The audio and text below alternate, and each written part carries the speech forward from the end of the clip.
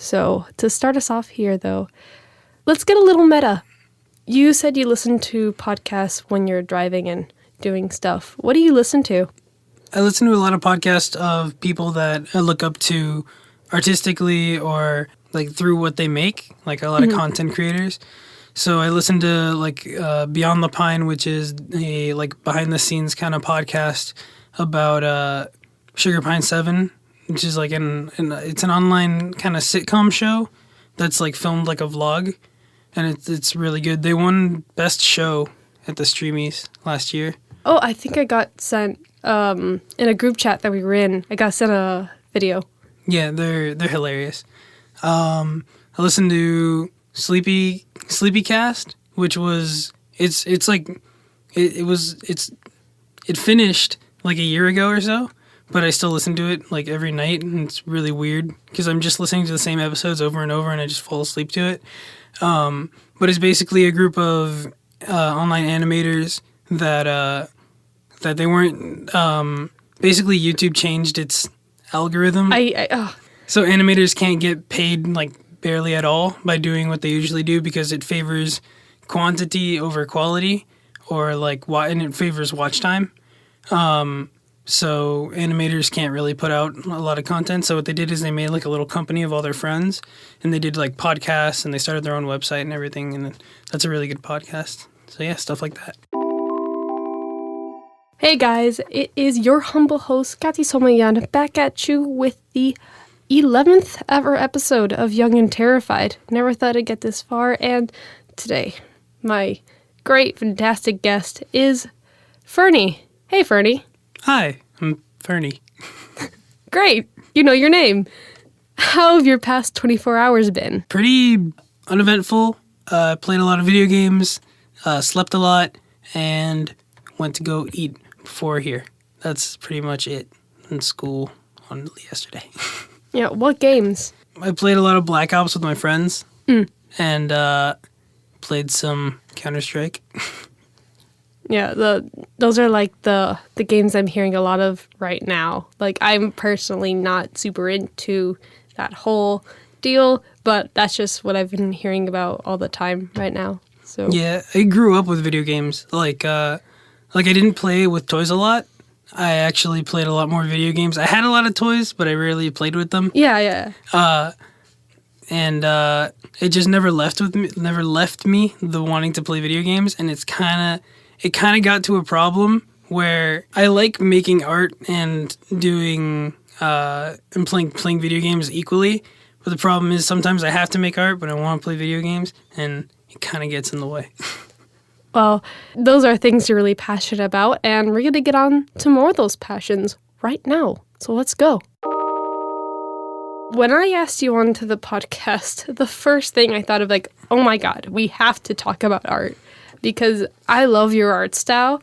So if you can describe that in a couple words, what would those words be? Usually when I show people the word that comes, the word that they say, it's more of they'll go like, oh, because it's like recently, like I'll be like, I make art, and then they'll be like, oh, can I see? I'm like, it's a little bit weird, and they're like, no, it's okay, it's fine. And then, especially recently, I've been drawing a lot of monsters and stuff, and they'll kind of look at me like, are you okay? Because it's a lot of, I'm really into this artist named Chris O'Neill, or O-N-E-N-G. He does like cartoony stuff, but he can make like Mickey Mouse look like the most scary thing you've ever seen in your life, and I love that about his style. And I started doing that more and more in my style, and I got to get back to drawing normal stuff again. How did you get into art? I think ever since I could hold a crayon or a pencil, I've always liked drawing. And then at some point when I was watching TV, watching cartoons, I realized, oh, people make these. This is a job. I could do this if I wanted to. I think I was watching, there was like a Blue's Clues behind the scenes of like the animator drawing how they draw them. And I was like, so people make these. It's not like people on a screen acting. It's someone makes it. So it like blew my mind, and I wanted to do it. And I I just never stopped drawing. I'm just thinking of live action Blue's Clues, that if those things actually did, I'm like, that poor actor, dog. Yeah, I don't know how they'd get a blue dime. Actually, never mind, that's dumb. They could dye it. Yes, let's dye the dog. That's totally ethical. The most ethical. People do it. I don't think it's ethical, but anyway. So, what do you think of as your influences for art? When I'm not drawing something weird or creepy, a lot of times it's people that I know or like people that I'll see and I'll just draw them.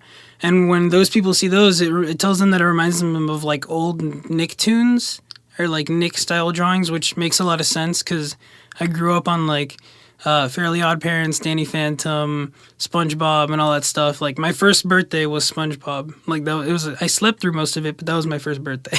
So, what mediums do you play around with the most? Recently, I've really started getting more into digital. I usually will actually sketch traditionally and ink traditionally and then scan it into Photoshop and color digitally. And that usually gives it a really cool look that I like. But recently, I've actually started feeling a lot more confident with my tablet. Like my tablet that I used to draw on the computer. So I've been sketching in the programs a lot and using it to animate and everything. Yeah, okay. So, like, me too. Also, because I use a lot of Photoshop and Illustrator, and I took a whole class in that last year. I have my tablet. Logo is courtesy of myself. Do you have any gripes about Illustrator and Photoshop? Because I do. I steer clear of Illustrator just because I hate it. I hate how it works. I like the Illustrator Draw on the iPad. Like, it's amazing. Oh, yeah, no, it's perfect. Yeah, but Illustrator on the computer is just a hot mess. Like, I hate it. Like, people make really good stuff in it, but it's like complete, like, it's not user friendly, and it's just, I hate it. But Photoshop, not really. I just wish I can press Control Z continually without having to do Control Alt Z because it's really annoying. Okay, listen, I think specifically making the logo for the podcast, the whole Control Z thing, I was like, just trying to make lines. I'm like, I'm just trying to draw like a human, but it's just, it's not working. Yeah, I have like a trigger finger, not a trigger finger. What is it? Like trigger happy? Oh yeah, I get really trigger happy with my Control Z a lot. So when I'm trying to Control Z like all the way back to something and I'm not realizing that Photoshop is just showing me the same line over and over and over, it really annoys me. Yeah, like going into the night and you're doing something like, yes, I am an artist. I can do this. I'm leading the artist lifestyle, like swiping like sweat from your forehead with one hand and drawing with the other, and you realize you've been Control-Cing the same line over and over again. That's happened a lot to me. Do you plan on like monetizing or doing anything with your art, or what's the deal with it? So I think a couple weeks ago, somebody commissioned me to do a little animation for the beginning of their YouTube channel. And I did it in a few days and it was pretty okay and I got paid for it. And I was like, this is pretty cool. And I wanted to start commissioning, like avatars for your online profiles or drawing your characters or your dogs or some people you know. I just haven't gotten around to it because I'm lazy. You gotta get it done. I know. You gotta do it. Gotta get on that artist hustle. Yeah, I do. I'm really lazy though.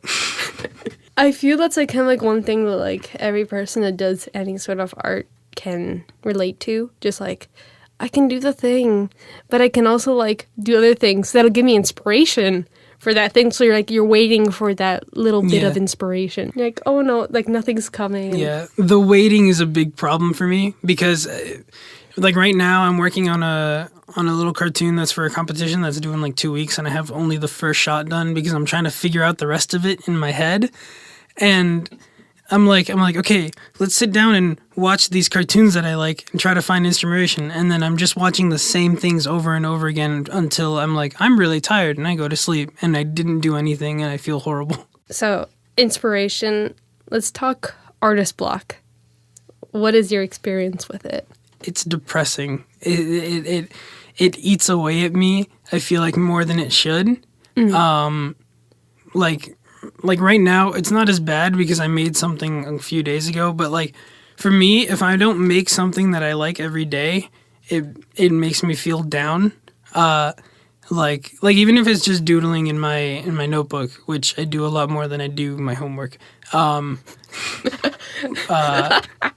Like actually, like the borders of my homework always have drawings on it, and then my work's very sporadic and not very good. But I'm sorry, what was the question? Artist block. I think that's like the perfect way to talk about artist block. Just like I forgot the question. Like I forgot my inspiration. Yeah. Whoops. You forget that you can draw, and every line you make makes you hate and think that you can't draw, but you have to go through that and like be able to push that feeling away and just draw anything that like something you've drawn 100 times or something you've never drawn. Like one of those two extremes you have to do to get out of that zone.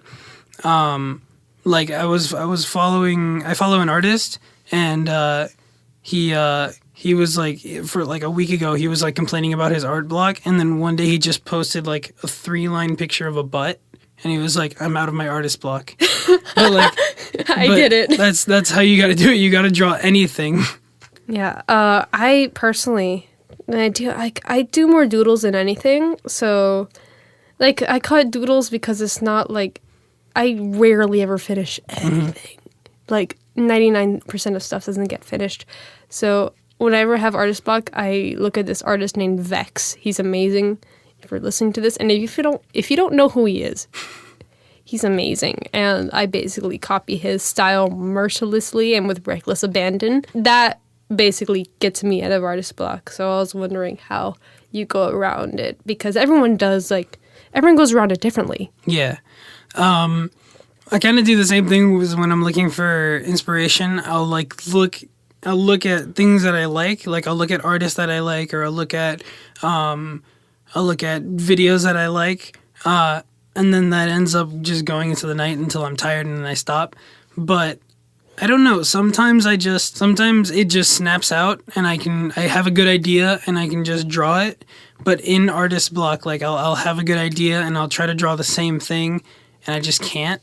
And I don't know what determines whether or not I'm in or out. It's just really random for me, at least. I'm trying to think. Like there's really nothing I can do to get out of artist block. Brains are just weird. Brains are weird. Okay, so like we mentioned in the last topic about cartoons that you grew up with, I wanted to talk about cartoons that our generation grew up with, and how does that kind of affect us right now? Because, well, me personally, I didn't watch Nickelodeon as much when I was a kid, because like I didn't watch SpongeBob, and people find this insane. Yeah. It's insane. Yeah, I know. They're right. Yeah, okay, I know. But I wanted to ask you about your take on cartoons and such when you were a kid. Oh, man. Cartoons were my life. Cartoons and Animal Planet. I had two things I wanted to be when I was little. I wanted to be a vet or a cartoonist or artist or whatever. And when I realized I couldn't really be a vet for a few different reasons, I decided I wanted to be an artist. And that's because, like, I grew up watching, like I said, SpongeBob. I used to watch, like, this weird show. I don't know what it was. I can never find the name of it. It was, like, Scooby-Doo. It was on Nicktoons, I think. It was, like, Scooby-Doo, but in the future, and Scooby was an alien. And I don't know what it was. That sounds like a great fanfic. I don't know what it was, but it was amazing, and I used to watch it all the time. I couldn't watch Scooby-Doo, though, because it gave me nightmares. Wait, what? I couldn't watch Scooby-Doo because it used to give me nightmares. I hated it. Oh, God. How, of all things. I don't know. Like, they take the mask off the dude every time. I don't know. It's always scary. Yeah. Is like I grew up watching Scooby-Doo and watching, like, the whole, like, the Boomerang cartoons. So I watched Tom and Jerry. Yeah. I watched Looney Tunes, as well as, like, I watched a lot of, like, Disney cartoons. I watched, like, Lilo and Stitch and Brandy and Mr. Whiskers, which is one of the weirdest shows to this day that I have ever seen. So, like, I've come back to it, like, what was that? And there's a couple other ones, like, wasn't it something. Oh wait. Okay, there was a programming block on the Disney Channel network called Jetix at night. Yes. They would just play like more like male geared cartoons, and that was the best thing ever. And I think one of the ones that was there was like Jake Long, American Dragon. That was such a good show. I love that. The more I think about the cartoons I grew up, the more nostalgia I get hit with, and I can just name a bunch of different shows that I forget watching, but no, I love them. Oh wait, oh my god. But Jetix was like a gold mine, at least for me, because I didn't watch Nicktoons because I was deprived. So Jetix was like my solace as a kid. How do you feel those shows have affected your art style? I think the shows I grew up with really affected my style in a lot with how I use lines. Like when I'm drawing more simplistically and not really crazy and more detailed like I've been doing a lot more recently, I realize that it looks a lot like SpongeBob, the way that they use the lines, but a little less uniform because they don't really use line thickness all that much. But I use the kind of rounded shapes and simplifying the eyes. Like a lot of times eyes in cartoons, I'm trying to think what cartoons do it. I'm not sure if Fairly Odd Parents does it. No, they have the single dot. But I use the single dot. But a lot of cartoons will use the iris and the pupil. And that always makes my drawings look extremely creepy. So the more simplified cartoons that I would watch really affected how I looked at anatomy and drawing different types of people and everything like that. Yeah. The thing about Disney cartoons, they're like way more detailed. So like trying to emulate that style, if you like take it if you change one thing about it, it becomes extremely creepy. So like things like Kim Possible, like the people in it are extremely detailed. Like I love that show. Like when I was in kindergarten, I had my lunchbox, I had my book bag. And I just loved Kim Possible, and I wanted that to be my high school experience. And kind of, it was like the first type of media that I watched that was like high school. I'm the same age as Kim Possible, which kind of freaks me out a bit. So, like, so much nostalgia. But I always liked the art style. What's it called? The Mole Rat always freaked me out. I'm seeing a pattern here. Yeah. Things that people love sometimes freak me out, I think is the pattern. So have you watched any more recent animated shows? Recently it's been a lot of looking back at shows, like in movies. Oh god, I watched The Iron Giant for the first time last year, like near the end of last year, and it's one of my favorite movies of all time now. It's amazing. And man, the only animated shows that I've really been watching recently have been animes, I think. Yeah. I knew you were going to go into anime country. Like, My Hero Academia is one of my favorite shows of all time. Let me think. I tried watching Death Note, but Light is so unlikable. Yeah, I don't know how anyone likes that show. I love that show, first of all. Second, I like the first half of that show. Right. The second half was garbaggio. But Light is so incredibly unlikable that it's funny. Like, did you get to the potato chip bit? I watched the first episode and gave up. Oh, no.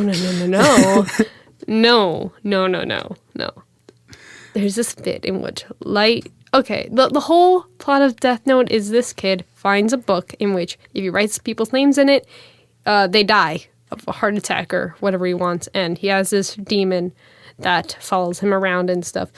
And Light, he's such a big character that it's almost hilarious. And he's like so about himself. So there's like one episode where he's like writing names in the books, like, and he has like potato chips to like hide what he's doing. He's like, I'll write a name in the book, and I'll take a potato chip and I'll eat it. And like the music is like crescendoing in the background, and it's a show. That's amazing. I have to watch it just for that scene now. You have to watch it.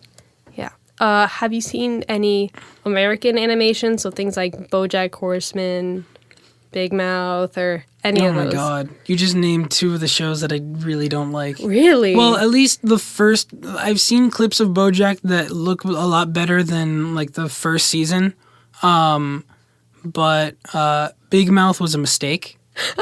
Big Mouth was a mistake. Another Netflix show that going on Netflix. I don't know if you've seen it, but F is for Family. I've heard of it. The art style is atrocious and it looks horrible, but it's a hilarious show. It's made by Bill Burr. Oh, I love Bill Burr. His writing is amazing, and the dialogue in that show is funny.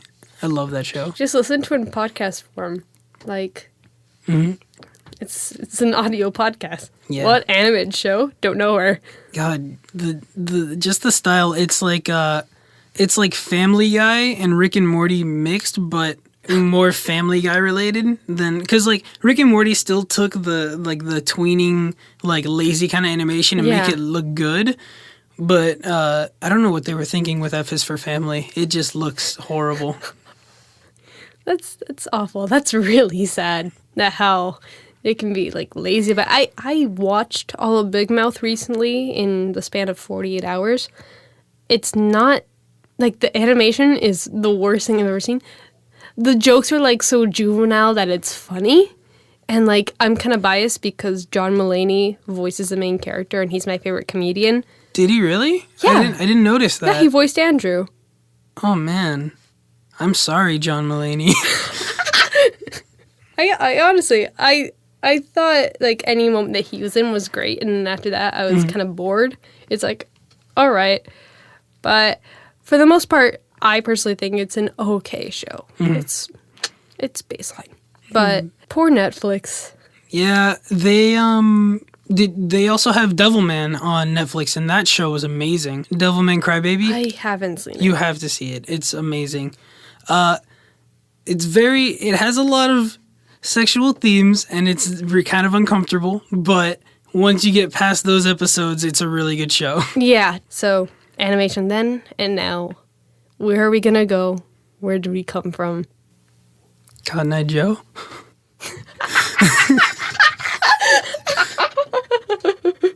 Okay, we'll be back after the break. Hey, it's your humble host, Katy Someillan. I'm here with your housekeeping for the week. Quick thanks to all of you guys listening. It's really great to hear feedback and stuff and just everything. It's great. I love it. And if you love it, if you love this podcast, you can, if you're on YouTube, subscribe. You can hit that bell because YouTube doesn't notify people anymore if you don't do that. You can like this video and you can even comment something. Let's have a conversation about this episode. As well as that, you can listen on iTunes, and on iTunes you can subscribe to it, get notifications from iTunes when that happens, and if you really love it, you can review it, which really helps me out as a creator. And with the whole search deal, just appeal to the algorithm all the time, every day. It's all about the algorithm. You can follow us on Twitter at young_terrified, where I'll retweet some links and all that fun stuff that you might like. So yeah, go follow there. You can follow me on Snapchat at Katy Some. That is Katy Some. And you can follow Fernie, great artist, great person. Thanks for him to be on. You can follow him on Twitter at Probably Fernie, and all of that is in the description. So his Twitter's Probably Fernie. Everything's there. Thanks to him for being on, and thanks to you for listening. And as a thank you to that, we're gonna continue with that show right now. And we are back. Thanks to me in the future who recorded that. But right now, I'm gonna ask you a hypothetical and topical question. So the exact opposite of art is sports, and right now one of the biggest sporting events is the Olympics, the Winter Olympics, happening right now. And what I would like to ask you now, imagine if the Olympic Committee, in all their money scamming ways, finds a way to you. They're like, hey, we need a new sport. No one's watching. We need more money as a committee because we're corrupt.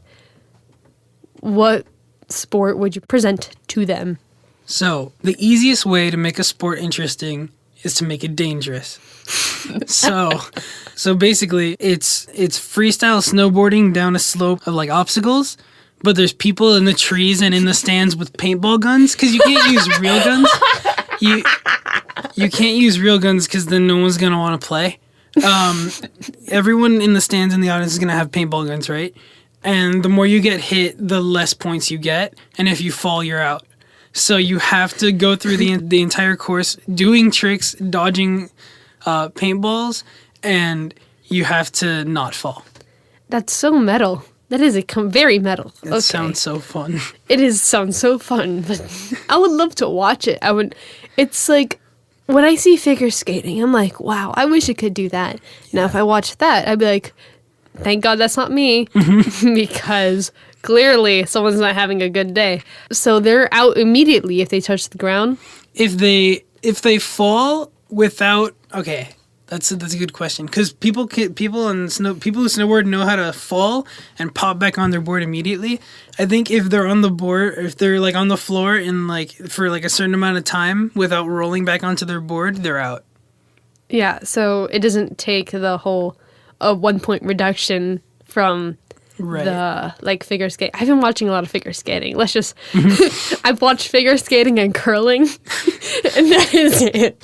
Wasn't there someone who fell while curling recently? Really? A curler, or the one that does the sweeping thing? Yes, because everyone listening can see you sweeping. The way they sweep in front of the whatever it is. I don't know what the sport of curling is. I just know there was a female athlete that was sweeping in front of the curling object and for those of you listening, he keeps doing sweeping motions. And there's no way to think about it. The funniest thing I have ever seen.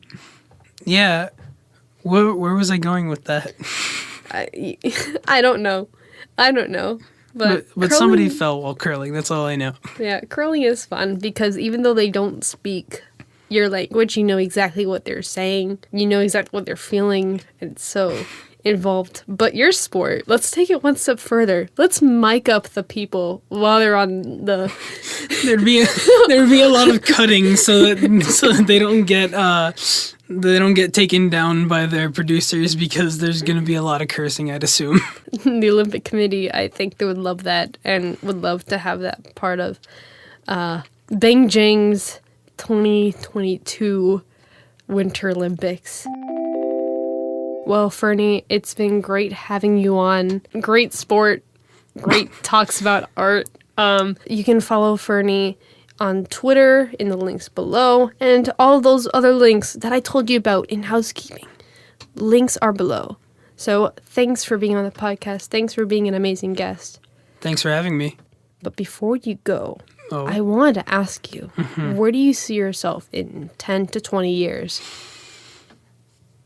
I forgot about this question. They all forget. You caught me so off guard. So, all I know is academically, at least after high school, I want to do 2 years at an animation and game design school by my house. Do that for a couple years, get my associates in game design or animation or both, and then take that to an art school somewhere else and get out of Florida and do what I want to do. And then I want to take that to hopefully a studio where I can eventually head my own project or do online stuff and maybe get funded through the internet or something. Is there anywhere you want to live for that, or anywhere you have to live to do that? Not really, especially now with the internet. You can do those art projects from anywhere. Like studios now are starting to hire people to work like in other states because they can just send it through Google Drive or whatever. So there's nowhere I have to live, but I'd like to live somewhere where I can go to the beach during the summer and snowboard during the winter. So it'd probably be somewhere like North Carolina or like California or something like that. Yeah, a place with seasons. Mm-hmm. essentially. Yeah, because like Miami's winter is like 70 degrees and the Miami summer is the surface of hell. So yeah, just kind of having that change of scenery and being able to do what you do as an artist. So in pursuing your art, do you ever have any like fears about that? I never really get scared until I'm laying in bed and then all these fears creep up at me and I can't go to sleep. But like that feeling of not knowing if I'm going to be able to sustain myself or if I'm going to get picked up by somebody, that's the only fear I have. But I don't have a fear about being able to make a living somehow. From, I guess, at least from our parents' perspective, like making a living off of art is like the most important. And then we're like, we want to be artistically fulfilled. So yeah, the starving artist stigma, like when you tell someone you want to do art, a lot of times they'll like give you kind of a look like you're just gonna be on the side of a road begging or like eating your own. I don't know if I heard it on a podcast or like a joke or a comedian or something where he was staying inside so long that his beard got so long that he felt like he could just eat his beard. I don't know. That's where I was going, and it's just weird. Oh my God. I'm trying to take that thought out of my head and put that somewhere else. It's uncomfortable. Yes. But on that note... Do we want to end on that? Do it. So, art, lifestyle, game design, that's what you want to do? Yep, that's where I've always seen myself, and I don't know where else I could possibly fit into in society. Well, on that lovely note, we're gonna end today's podcast. Thanks for being on. Thanks for listening, everybody. It's really awesome that everyone's listening and stuff. And with that, goodbye and have a great day.